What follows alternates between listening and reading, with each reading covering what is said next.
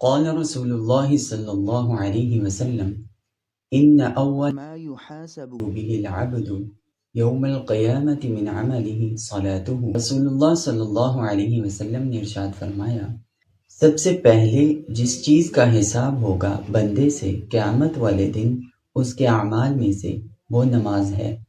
فَإِن صَلَحَتْ فَقَدْ أَفْلَحَ وَأَنجَحَ، پس اگر وہ صحیح نکلی تو وہ کامیاب ہوا اور اس نے نجات پائی۔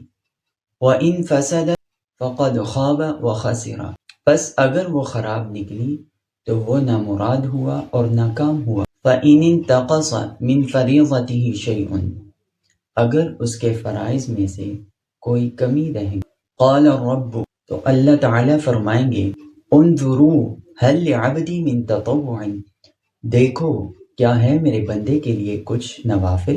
فَيُكَمَّلُ مِنْهَا مَنْ انتقص مِنْ فَرِيضَتِهِ، پس اس کے ذریعے اس کمی کو پورا کیا جائے گا جو فرائض میں تھی۔